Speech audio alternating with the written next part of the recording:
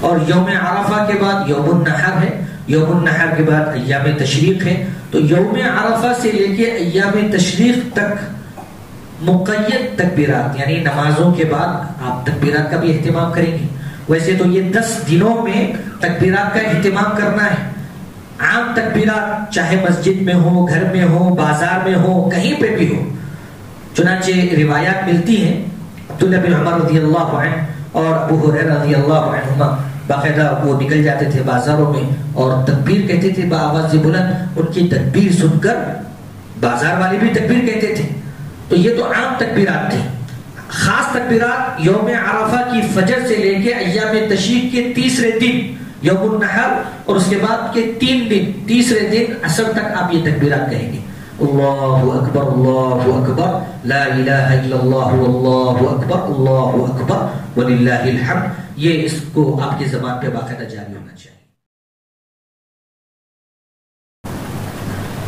الحمد للہ نحمده ونستعینه ونستغفره ونعوذ باللہ من شرور انفسنا ومن سیئات اعمالنا. من يهده الله فلا مضل له ومن يضلل فلا هادي له. وأشهد أن لا إله إلا الله وحده لا شريك له وأشهد أن محمدا عبده ورسوله. أما بعد فإن خير الحديث كتاب الله وخير الهدي هدي محمد صلى الله عليه وسلم وشر الأمور محدثاتها وكل محدثة بدعة وكل بدعة ضلالة وفي رواية كل ضلالة في النار. أعوذ بالله من الشيطان الرجيم. بسم الله الرحمن الرحيم. قاف والقرآن المجيد بل عجبوا أن جاءهم منذر منهم فقال الكافرون هذا شيء عجيب أئذا متنا وكنا ترابا ذلك رجع بعيد قد علمنا ما تنقص الأرض منهم وعندنا كتاب حفيظ بل كذبوا بالحق لما جاءهم فهم في أمر مريج أفلم ينظروا إلى السماء فوقهم كيف بنيناها وزيناها وما لها من فروج والأرض مددناها وألقينا فيها رواسي وأنبتنا فيها من كل زوج بهيج تبصرة وذكرى لكل عبد منيب. تمام تعریفات و توصیفات، حمد و ثناء، بڑائی، کبریائی، بزرگی صرف ایک اللہ وحدہ لا شریک کے لیے ہی لائق و سزاوار ہے، جو اس کائنات کا پالنہار ہے، روز جزا کا مالک ہے. ہم اسی کی عبادت کرتے ہیں اور اسی سے مدد طلب کرتے ہیں. وہ اکیلا ہے، بے نیاز ہے، نہ تو وہ کسی سے پیدا ہوا اور نہ اس سے کوئی جنا گیا، اور اس کے برابر کوئی نہیں، اس کے علاوہ کوئی حقیقی معبود نہیں. وہ عرش بری کا مالک ہے. 7 آسمانوں اور زمین کے درمیان جتنی ساری چیزیں ہیں وہ اسی کے قبضے قدرت میں ہیں. نہ تو اسے نیند آتی ہے اور نہ ہی وہ علیم ہے، بصیر ہے، ستار ہے، غفار ہے، قہار ہے، جبار ہے. اور بے شمار درود و سلام نازل ہوں پیارے حبیب محمد مصطفیٰ صلی اللہ علیہ وسلم پر، جن کے ذریعے سے ہم تک یہ دین اسلام پہنچا. محترم حاضرین جمعہ اور اسلامی ماں اور بہنوں، آج کے خطبہ جمعہ کا موضوع ہے قربانی کے احکام و مسائل. عشر ذی الحجہ کے ایام اور اس کے بعد پھر یوم عرفہ، یوم النحر اور پھر ایام تشریق، یہ سارے افضل ایام انشاءاللہ آنے والے ہیں اور اس سے ہم گزر رہے ہیں. تو انہی ایام میں اللہ تعالیٰ نے یوم النحر یعنی عید کے دن قربانی کو مشروع فرمایا، اور اللہ کے نبی صلی اللہ علیہ وسلم نے باقاعدہ قربانیاں دی ہیں، پورے یعنی پابندی کے ساتھ، مواظبت کے ساتھ، اور کئی قربانیاں اللہ کے نبی صلی اللہ علیہ وسلم نے دی ہیں. حتیٰ کہ ایک مرتبہ آپ صلی اللہ علیہ وسلم نے 100 اونٹوں کی قربانیاں دی، خود اپنے ہاتھ سے 70 سے زائد اونٹ آپ نے ذبح کیے، اور بقیہ اونٹ علی رضی اللہ عنہ کو حکم دیا کہ وہ ذبح کریں. تو معلوم یہ ہوا کہ قربانی یہ اللہ رب العزت کے پاس ایک مقدس عمل ہے، عبادت ہے، اور اللہ تعالیٰ نے قرآن مجید کے اندر اس کا ذکر بھی فرمایا ہے۔ چنانچہ اللہ تعالیٰ نے قرآن مجید کے اندر یہ بات بیان فرمائی ہے، فَصَلِّ لِرَبِّكَ وَانْحَرْ، آپ نماز پڑھیے اور اپنے رب کے لیے قربانی دیجیے۔ تو قربانی کی مشروعیت اس آیت کریمہ سے پتہ چلتی ہے۔ اور آدمی جو قربانی دے گا وہ کن چیزوں کی قربانی دے گا؟ یعنی جو جانور جن کا ذکر اللہ تعالیٰ نے قرآن مجید کے اندر کیا ہے، جن کو بہیمۃ الانعام کے نام سے یاد کیا گیا ہے، چاہے وہ اونٹ ہو، گائے ہو، یا بکری بکرا ہو، یا دمبا ہو، تو ان جانوروں کی قربانی دی جائے گی۔ مخصوص صفات کی حامل یہ جانور، جیسا کہ انشاءاللہ یہ بات آگے آئے گی، تو وہ قربانی اللہ رب العزت کے پاس قابل قبول ہوگی۔ اور یہ قربانی جو مشروع ہوئی سن 2 ہجری میں، جب اللہ کے نبی صلی اللہ علیہ وسلم ہجرت کر کے مکہ سے مدینہ آئے، تو سن 2 ہجری میں اللہ تعالیٰ نے اس قربانی کو مشروع کیا، اور اس کے بعد اللہ کے نبی صلی اللہ علیہ وسلم نے برابر اس قربانی کو انجام دیا۔ حکمت کیا ہے اس قربانی میں؟ قربانی کی حکمت یہ ہے کہ اللہ تعالیٰ کا تقرب، اللہ تعالیٰ کی نزدیکی، اللہ تعالیٰ کی محبت یہ حاصل کی جائے، جیسا کہ اللہ تعالیٰ نے قرآن مجید کے اندر یہ بات بیان فرمائی، قُلْ إِنَّ صَلَاتِي وَنُسُكِي وَمَحْيَايَ وَمَمَاتِي لِلَّهِ رَبِّ الْعَالَمِينَ، کہہ دیجئے اللہ کے نبی محمد مصطفیٰ صلی اللہ علیہ وسلم، بے شک میری نماز، میری قربانی، میرا جینا، میرا مرنا سب اللہ کے لیے ہے۔ تو یہ جو قربانیاں ہم دیتے ہیں، اس کا مقصد اللہ تعالیٰ کا قرب، اللہ تعالیٰ کا تقرب حاصل کرنا ہوتا ہے۔ اور اللہ تعالیٰ نے دوسرے مقام پہ فرمایا، لَن يَنَالَ اللَّهَ لُحُومُهَا وَلَا دِمَاؤُهَا وَلَكِنْ يَنَالُهُ التَّقْوَىٰ مِنكُمْ، جو قربانیاں دی جاتی ہیں نہ تو اس کا گوشت اور نہ ہی اس کا خون اللہ کو پہنچتا ہے، جو چیز پہنچتی ہے وہ دراصل دلوں کا تقوی پہنچتا ہے، وہ اللہ تعالیٰ کو مطلوب ہے۔ دلوں کا تقوی، اللہ کا ڈر، اللہ کا خوف اور اللہ کے اوامر پر عمل کرنا، یہ چیز اللہ رب العزت کو پسند ہے، اور یہی چیز وہ چاہتا ہے۔ اور وہ یہ دیکھتا ہے کہ اللہ تعالیٰ نے جب کہا کہ قربانی کرنا ہے، اور اس کے نبی محمد مصطفیٰ صلی اللہ علیہ وسلم نے قربانی کی ہے، تو پھر کون ہے جو اس کے اوپر عمل کرتے ہوئے اللہ کے نبی صلی اللہ علیہ وسلم کے نقش قدم پر چلتا ہے۔ اور تیسری بات یہ ہے کہ یہ امام الموحدین ابراہیم علیہ السلام کی سنت کا احیاء ہے۔ جیسا کہ آپ جانتے ہیں، وہ بہت بڑا واقعہ ابراہیم علیہ السلام کی قربانی کا، کہ اللہ تعالیٰ نے خواب میں دکھلایا کہ وہ اپنے بیٹے اسماعیل کو ذبح کر رہے ہیں، 1 مرتبہ، 2 مرتبہ، 3 مرتبہ، اور پھر اس خواب کو اپنے بیٹے کے سامنے سنایا، رائے لینے کے لیے نہیں بلکہ بتلانے کے لیے۔ چنانچہ وہ ساری گفتگو قرآن مجید کے اندر موجود ہے کہ ابراہیم علیہ السلام نے کیا کہا، اسماعیل علیہ السلام نے کیا کہا، فلما اسلما، جب وہ دونوں تیار ہو گئے، وَتَلَّهُ بِالْجَبِينِ، اور پھر ان کو پیشانی کے بل لٹایا، وَنَادَيْنَاهُ يَا إِبْرَاهِيمُ، چھری پھیرنے کے لیے اور ذبح کرنے کے لیے، اپنے بیٹے کی قربانی دینے کے لیے۔ تو اللہ تعالیٰ نے آواز دی، وَنَادَيْنَاهُ يَا إِبْرَاهِيمُ، اور ہم نے آواز دیا، ابراہیم قد صدقت الرؤیا، تو نے اپنا خواب سچ کر دکھلایا۔ اس لیے کہ انبیاء کے خواب سچ ہوتے ہیں، وہ جو بھی دیکھتے ہیں گویا اس کے اندر حکم ہوتا ہے۔ تو اللہ تعالیٰ نے فرمایا قد صدقت الرؤیا، تم نے اپنے خواب کو سچ کر دکھلایا، انا کذالک نجزی المحسنین، ہم اسی طرح محسنین کو بدلہ دیتے ہیں۔ تو وہاں سے یہ چیز چلی آ رہی ہے، اور اللہ تعالیٰ نے اس کو امت محمدیہ کے لیے بھی ایک عبادت انجام یعنی قرار دیا، اور اس کو ہر سال لوگ مناتے ہیں، گویا ابراہیم علیہ السلام کی سنت کو وہ زندہ کرتے ہیں۔ اور یہ جو سنت ہے ابراہیم علیہ السلام کی، اور انہوں نے یہ جو عمل کیا، اللہ تعالیٰ کو اتنا پسند آیا، اتنا پسند آیا کہ اللہ تعالیٰ نے فرمایا إِنَّ هَذَا لَهُوَ الْبَلَاءُ الْمُبِينُ، یقین بڑی آزمائش تھی۔ کون اپنے بچے کی قربانی دیتا ہے، کس کا دل کرتا ہے کہ وہ اپنے بیٹے کو ذبح کر دے، اپنی بیٹی کو ذبح کر دے؟ اللہ تعالیٰ کا حکم تھا، اور تمام محبتوں کو الگ ایک اللہ کی محبت کو ساری چیزوں پر ترجیح دے کر اپنے بیٹے کی قربانی بھی انہوں نے دینے کے لیے کوشش کی، اور باقاعدہ اس کو لٹا دیا، چھری بھی پھیڑ دی۔ تو اللہ تعالیٰ نے فرمایا فَفَدَيْنَاهُ بِذِبْحٍ عَظِيمٍ، اس کے بدلے میں ہم نے دمبا، ایک جانور، ایک بکرا بھیجا، اور پھر اس کے بعد اس کو ذبح کیا گیا۔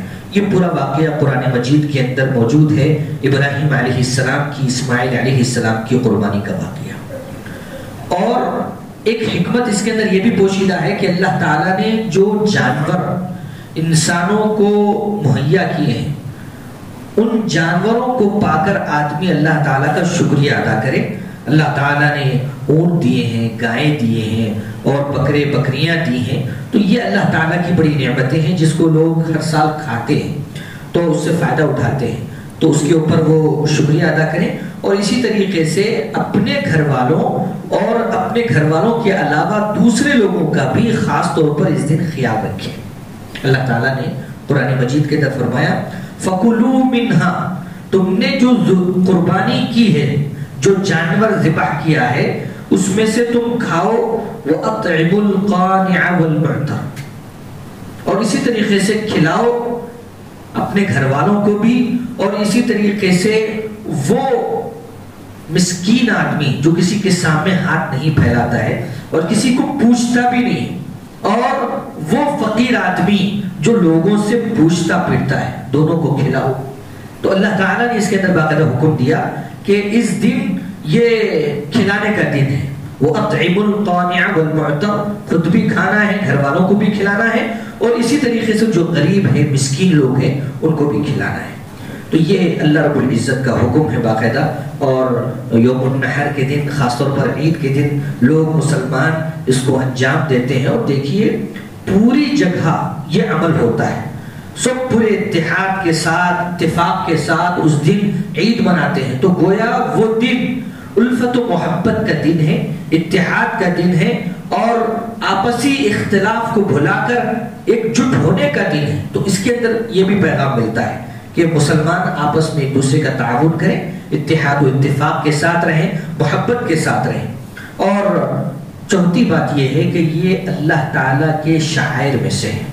اللہ تعالیٰ نے قرآن مجید کے اندر یہ بات بیان فرمائی ذَلِكَ وَمَن يُعَظِّمْ شَعَائِرَ اللَّهِ فَإِنَّهَا مِن تَقْوَى الْقُلُوبِ، یہ قربانی اور اسی طریقے سے دوسرے اور بڑی بڑی جو عبادتیں ہیں وہ اللہ تعالیٰ کے شعائر میں سے ہیں۔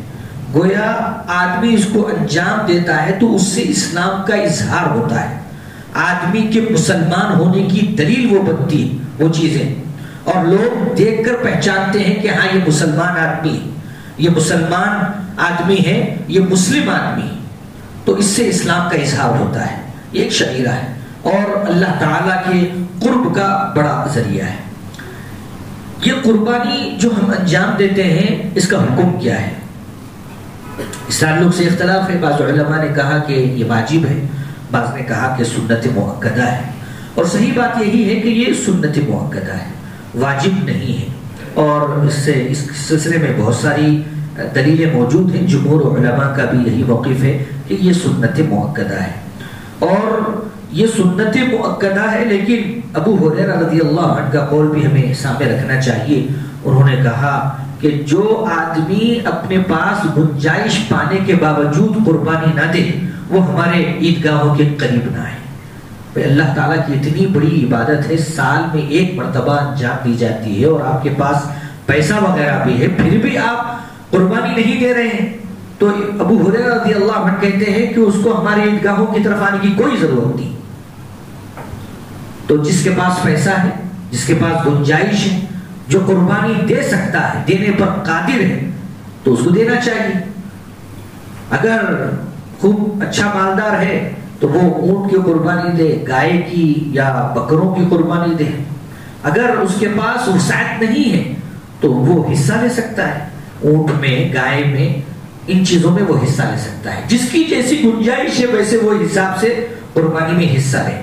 اور یہ جو قربانی ہے اس کی فضیلت کے تعلق سے ایک روایت ملتی ہے، ما عمل ابن آدم یوم النحر عملا احب الى اللہ من اراقۃ الدم. یوم النحر یعنی قربانی کے دن خون بہانے سے زیادہ کوئی عمل اللہ کو محبوب نہیں. آپ جس جانور کی قربانی دے رہے ہیں وہ جو عمل ہے قربانی کا عمل سب سے زیادہ محبوب ہے اللہ تعالیٰ کو اس دن. جب آدمی قربانی کرتا ہے اس سے کوئی یعنی عمل ایسا نہیں ہے جو اللہ تعالیٰ کو محبوب ہو. اور ایک سوال یہ بھی ہوتا ہے خاص طور پہ قربانی کے دنوں میں کہ آدمی کیا قربانی کرے. جیسے کہ یہ بات آئی اونٹ ہے, اگر اونٹ میسر ہے تو اونٹ کی قربانی کرے, گائے میسر ہے تو گائے کی قربانی کرے, یا پھر بکرا بکری. بکرا بکری اگر نہ ملے تب اسی صورت میں ایک یعنی اور ایک چیز اللہ کے نبی صلی اللہ علیہ وسلم نے لوگوں کی رہنمائی فرمائی, وہ ہے ضأن یعنی بھیڑ جس کے جسم پر خوب بھر کے بال ہوتے ہیں, تو وہ جانور بھی آپ قربانی کر سکتے ہیں جب اگر بکرا بکری نہ ملے. اس صورت میں بکرا بکری پہلے ترجیح آپ بکرے کو دیں گا. یعنی بکرا کس کو بولتے ہیں؟ جس کو ہم چھیلا چھیلی بولتے ہیں, یا اسی طریقے سے اس کے جسم پر اون نہیں ہوتا, بال ہوتے ہیں, بال ہوتے ہیں, باریک باریک بال ہوتے ہیں, اس کا جسم پورا اون سے بھرا ہوا نہیں ہوتا ہے, تو وہ الگ چیز ہے. تو اسلام کے اندر اس بات کو ترجیح دی گئی ہے کہ پہلے آپ بکرا بکری کو ذبح کریں. اگر وہ نہ ہو, وہ نہ ملے, آپ کو نہ ملنے کی صورت میں پھر یہ ضأن جس کو کہا گیا ہے, جس کے جسم پر پورا بھر کے جو ہے اون ہوتے ہیں, بال ہوتے ہیں, آدمی اگر ہاتھ رکھے تو پورا ہاتھ اندر چلا جاتا ہے, تو وہ چیز جس کو دمبا بھیڑ وغیرہ اس کو آپ ذبح کر سکتے ہیں. انشاءاللہ اس کے تعلق سے یہ بات آئے گی کہ اس کی عمر کیا ہوگی, ان لوگوں کی عمر کیا ہوگی, اس عمر کا بھی خاص طور پر خیال کرنا ہے, اور ان کی صفات کیا ہوگی, ان صفات کا بھی خاص طور پر خیال کرنا ہے. ویسے ہی جانور آپ کو لینا ہے. اور ایک بات یہ بھی ہے کہ افضل الاضاحی, قربانی کے جانوروں میں سب سے افضل چیز کیا ہے؟ سب سے افضل ہے اونٹ. اس کے بعد پھر گائے ہے, پوری کی پوری گائے, پورا کا پورا اونٹ. پھر اس کے بعد بکرا ہے, پورا کا پورا بکرا ہے. پھر اس کے بعد آدمی اونٹ میں حصہ لے یا گائے میں حصہ لے, یہ افضل ہے. اور علماء کرام نے ایک بات یہ بھی بیان فرمائی کہ اونٹ کے اندر حصہ لینے سے زیادہ افضل یہ ہے کہ آدمی بکرے کی, پورے بکرے کی قربانی دے. تو یہ افضل کی بات ہو گئی ہے. جو آدمی جس طریقے سے اپنے پاس وسعت پاتا ہے اس کے حساب سے وہ قربانی کر سکتا ہے. اب آدمی یہ دیکھے کہ جو جانور وہ لے رہا ہے اس میں عمر کیا ہو, سال کیا ہو اس جانور کا. چنانچہ اللہ کے نبی صلی اللہ علیہ وسلم نے مسلم کی روایت میں یہ بات بیان فرمائی, لا تذبحوا الا مسنہ, تم اسی جانور کو قربان کرو جو دانتا ہو. اب دانتا کس کو کہتے ہیں؟ دانتا کہتے ہیں اگر اونٹ کی بات کریں تو 5 سال مکمل کر لے وہ 6 سال میں داخل ہو جائے, اور اگر گائے کی بات کریں تو 2 سال مکمل کر لے 3 سال میں وہ داخل ہو جائے, اور اگر آپ بکرا بکری کی بات کریں تو پھر وہ 1 سال مکمل کر لے 2 سال میں داخل ہو جائے. تو یہ اسلام نے باقاعدہ حد, ان کی عمر کی حد مقرر فرمائی, وہی جانور ہونے چاہیے. اس سے کم عمر کے جانور اگر آپ لا کے ذبح کر رہے ہیں تو پھر وہ اللہ تعالیٰ کی بارگاہ میں قابل قبول نہیں ہوں گے. ہاں اگر کسی کو بکرا بکری نہیں مل رہے ہیں تب ایسی صورت میں اللہ کے نبی صلی اللہ علیہ وسلم نے یہ بات بیان فرمائی کہ وہ جو بھیڑ ہے جس کے جسم پر بہت زیادہ بال اگاتے ہیں اون کی صورت میں, اگر وہ 6 مہینے کا ہو یا اس سے زیادہ کا ہو تو پھر آپ اس کی بھی قربانی دے سکتے ہیں, جبکہ وہ فربا ہو, موٹا تازہ ہو, جس کے سر پر سینگ نہیں ہوتی ہے. بکرا بکری اس کے سر پہ سینگ ہوتی ہے اور بال کم ہوتے ہیں, لیکن اس کے سر پہ سینگ نہیں ہوتی اور بال بہت بھر کے ہوتے ہیں اون کی صورت میں. اور آدمی ان جانوروں کو جب لے رہا ہے, چونکہ قربانی کرنی ہی ہے ان جانوروں کی, تو ان کے رنگ کے تعلق سے بھی رہنمائی کی گئی ہے اسلام کے اندر. چنانچہ سب سے افضل یہ ہے کہ وہ سفید جانور ہوں, بکرا بکری وغیرہ لے رہے ہیں یا اسی طریقے سے بھیڑ وغیرہ لے رہے ہیں تو وہ سفید ہو, یا پھر چت کبرا ہو یا پھر وہ کالا ہو. تو یہ ترتیب رکھی گئی ہے. اس میں جو بھی آپ کو دکھے وہ حساب سے جو ہے اس جانور کو آپ تعین کیجیے اپنے لیے اور گھر لائیے, ذبح کیجیے. اور ذبح کے اندر بھی ان جانوروں میں جو ذکر ہے وہ افضل ہے, جو مرد جانور ہیں وہ افضل ہیں بنسبت انثی کے. یعنی اس کے اندر مرد اور عورت کا بھی خیال رکھا گیا ہے, ذکر اور انثی کا بھی خیال رکھا گیا ہے. تو جنس کا بھی خاص طور پر خیال رکھا گیا ہے. اگر وہ جنس مرد ہے تو یہ زیادہ افضل ہے بمقابل یہ عورت جنس کے. تو اس کا بھی آپ خاص خیال رکھیں, اس لیے کہ اس کا زیادہ ثواب ہے اللہ رب العزت کے پاس. اب دیکھیے جو جانور آپ لے رہے ہیں ان جانوروں کو یوں ہی لے کر آئے آپ گھر کے اندر, ایسا نہیں چلے گا, بلکہ کچھ چیزوں کا خاص طور پر خیال رکھنا پڑتا ہے. اس کو ٹٹولنا پڑتا ہے, چھان پٹک کرنا پڑتا ہے اور غور سے دیکھنا پڑتا ہے. وہ چیزیں جن کو اسلام نے کہا کہ یہ چیزیں اس کے اندر نہیں ہونی چاہیے اس کو دیکھنا پڑتا ہے. ہاں اگر وہ چیزیں نہیں ہیں تب آپ گھر لائیے, ہاں اگر وہ چیزیں ہیں تو پھر اس کو چھوڑ دیجیے, دوسرا دنیا. تو ان چیزوں میں, ان عیوب میں, ان نقائص میں, ان کمیوں میں, اس لیے کہ آپ بارگاہ الہی میں یعنی یہ قربانی دے رہے ہیں, اللہ تعالیٰ کے لیے یہ قربانی دے رہے ہیں. تو پھر اللہ کے لیے جب قربانی ہو تو پھر جانور کیسا ہونا چاہیے؟ اچھا ہونا چاہیے. اللہ کے نبی صلی اللہ علیہ وسلم کے تعلق سے آتا ہے کہ آپ نے بھی 2 بکروں کی قربانی دی جو انتہائی موٹے, تازے, فربا اور سینگ والے تھے. تو اللہ کے نبی صلی اللہ علیہ وسلم کے جانور کے تعلق سے آیا ہے. تو اسی طریقے سے آپ صلی اللہ علیہ وسلم نے یہ بھی بتلایا کہ آپ دیکھیں کہ آپ بکرا اگر دیکھ رہے ہیں تو کہیں وہ ایک آنکھ سے معذور تو نہیں, یا اندھا تو نہیں ہو چکا ہے, ایک آنکھ دکھ رہی دوسری آنکھ نہیں دکھ رہی, یا دونوں آنکھیں اس کو نہیں دکھائی دے رہی. ایسا نہیں ہونا چاہیے. دوسری بات یہ ہے کہ اس کی زبان کٹی ہوئی, ناک کٹی ہوئی, وہ چیز بھی نہ ہو. تیسری بات یہ ہے کہ اس کے پیروں میں لنگڑا پڑنا ہو.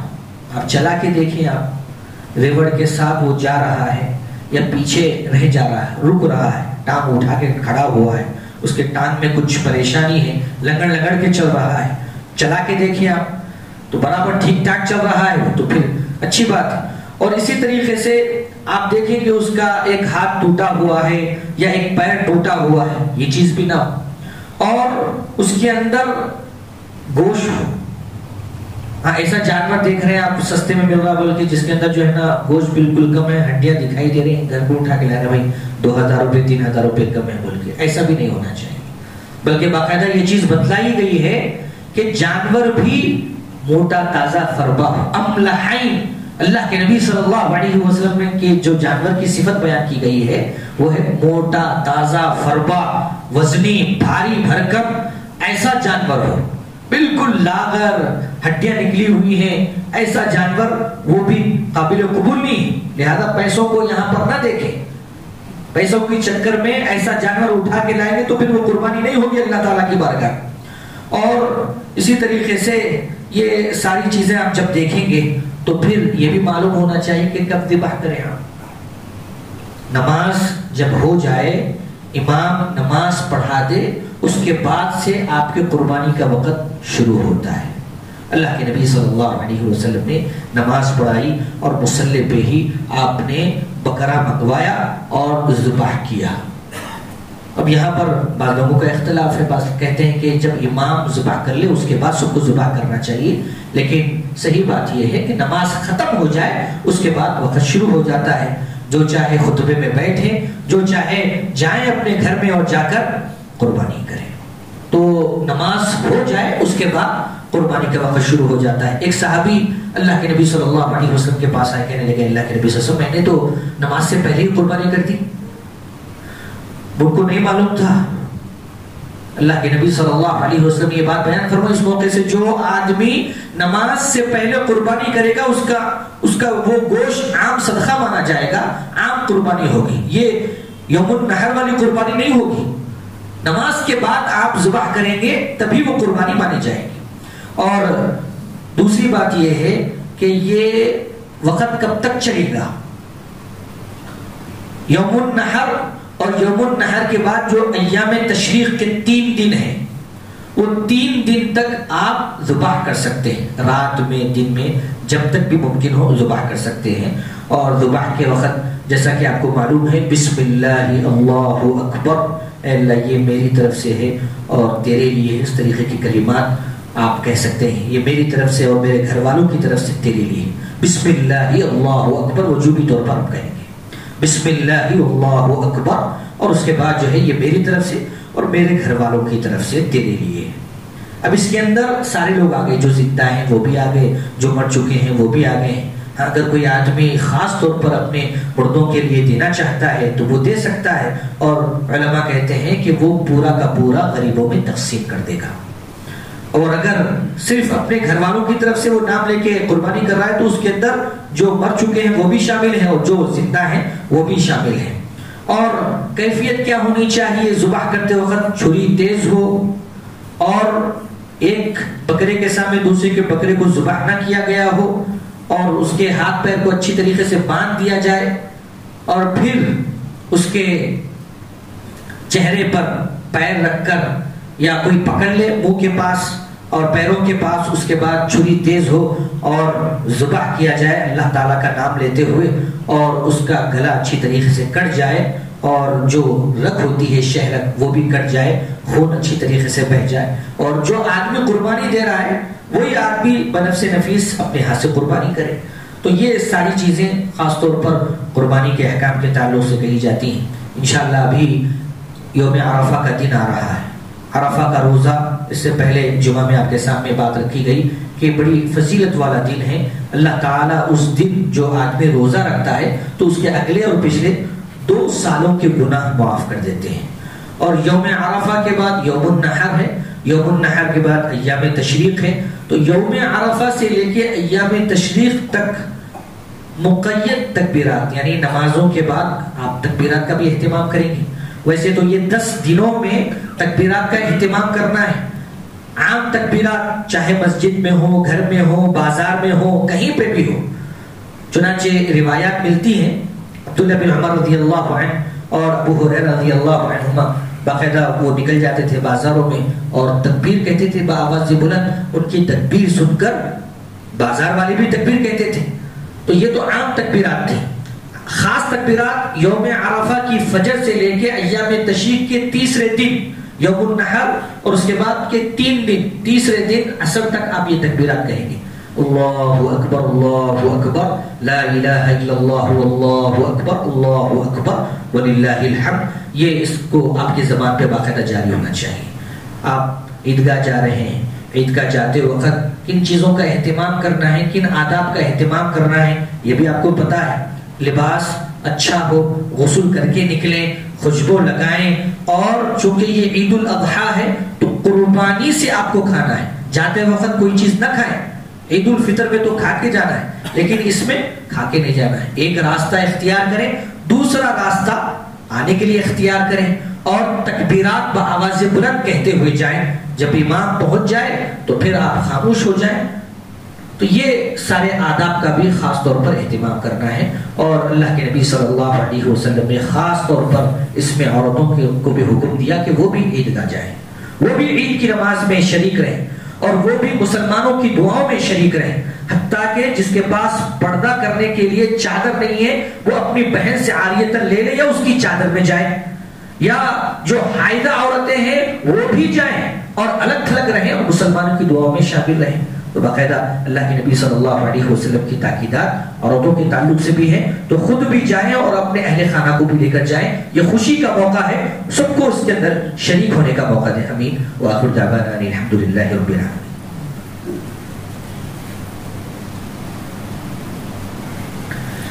الحمد لله نحمده ونستعينه ونستغفره ونعوذ بالله من شرور أنفسنا ومن سيئات أعمالنا. من يهده الله فلا مضل له ومن يضلل فلا هادي له. وأشهد أن لا إله إلا الله وحده لا شريك له وأشهد أن محمدا عبده ورسوله. ما بعد فإن خير الحديث كتاب الله وخير الهدي هدي محمد صلى الله عليه وسلم وشر الأمور محدثاتها وكل محدثة بدع وكل بدعة ضلالة وفي رواية كل ضلالة في النار. أعوذ بالله من الشيطان الرجيم. بسم الله الرحمن الرحيم. إن الله وملائكته يصلون على النبي يا أيها الذين آمنوا صلوا عليه وسلموا تسليما. اللهم صل على محمد وعلى آل محمد كما صليت على إبراهيم وعلى آل إبراهيم إنك حميد مجيد. اللهم بارك على محمد وعلى آل محمد كما باركت على إبراهيم وعلى آل إبراهيم إنك حميد مجيد. إن الله يأمر بالعدل والإحسان وإيتاء ذي القربى وينهى عن الفحشاء والمنكر ولذكر الله أكبر. أقول قولي هذا أستغفر الله لي ولكم ولسائر المسلمين.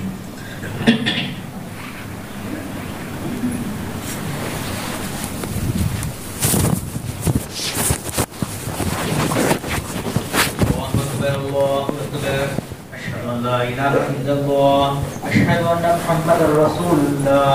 حي على الصلاة حي على الفلاح قد قامت الصلاة قد قامت الصلاة. الله أكبر الله أكبر لا إله إلا الله. سبنی کے لیجیے پیر سے دو گندے سے گندھوں ملانے. جن حضرات کے بچے ٹخنوں سے نیچے ہیں وہ اوپر رکھیں. چھوٹے بچے صفوں کے کناروں میں چلے جائیں. خواتین حضرات بھی اسی انداز میں اپنے صفوں کو درست کر لیں. آپ کا ٹخنا بازو والے بھائی کے ٹخنے کو بالکل برابر ہونا چاہیے.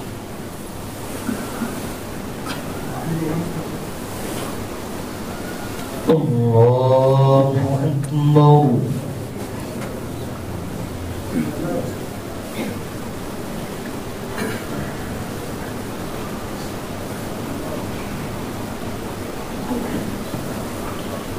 الحمد لله رب العالمين الرحمن الرحيم مالك يوم الدين إياك نعبد وإياك نستعين اهدنا الصراط المستقيم صراط الذين أنعمت عليهم غير المغضوب عليهم ولا الضالين.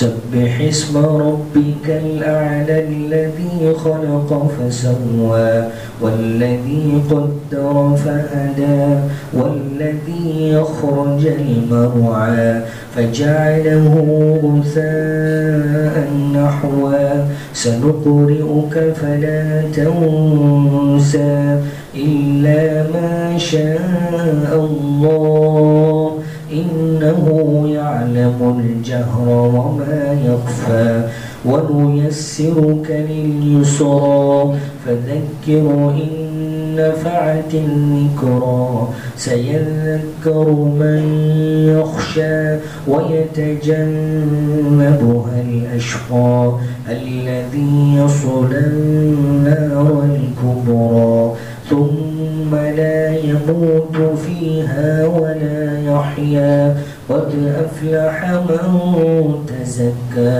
وذكر اسم ربه فصلى بل تؤثرون الحياة الدنيا والآخرة خير وأبقى إن هذا لفي الصحف الأولى صحف إبراهيم وموسى.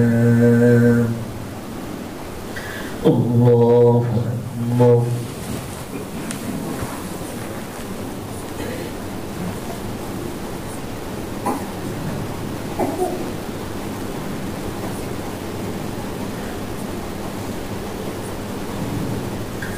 سمع الله لمن حمده ربنا ولك الحمد حمدا كثيرا طيبا مباركا. الله أكبر.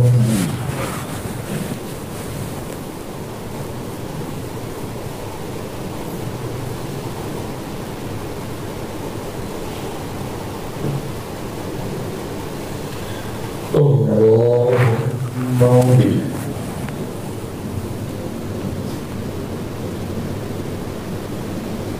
الله أكبر.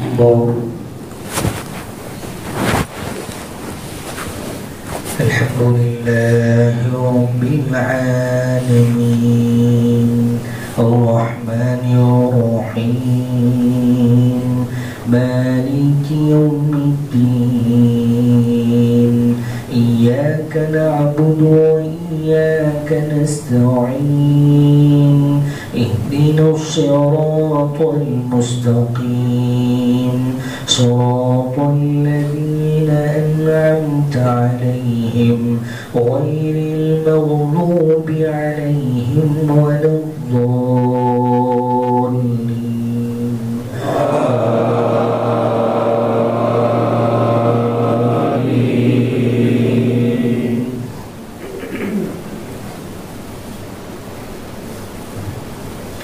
أفلا ينظرون إلى الإبل كيف خلقت وإلى السماء كيف رفعت وإلى الجبال كيف نصبت وإلى الأرض كيف سطحت فذكر إنما أنت مذكر لست عليهم بمسيطر إلا من تولى وكفر فيعذبه الله العذاب الأكبر إن إلينا إيابهم ثم إن علينا حسابهم. الله أكبر.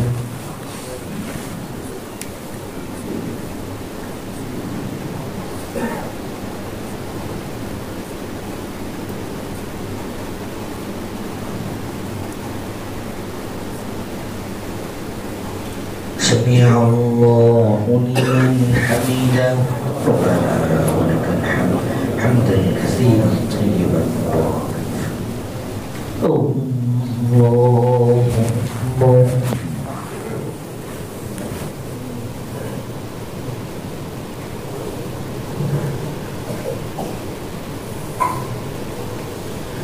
الله أكبر.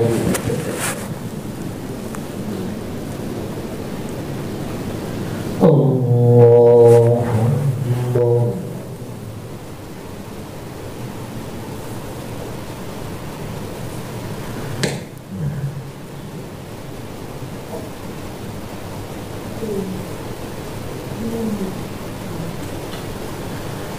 الله أكبر.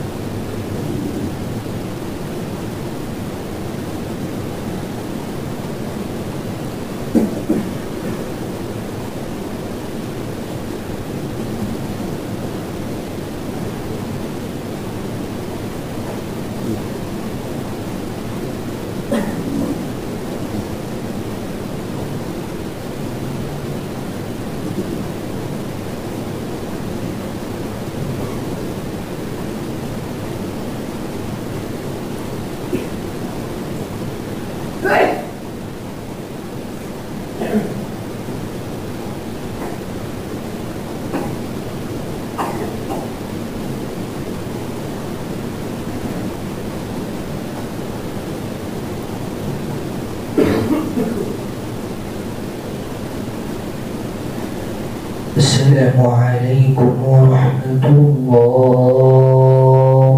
السلام عليكم ورحمة الله. الله أكبر. استغفر الله استغفر الله استغفر الله. اللهم أنت السلام وأنت السلام تبارك الجلال والإكرام وبك على ذكرك وشكرك حسن عبادتك لا إله إلا الله وحده لا شريك له له الملك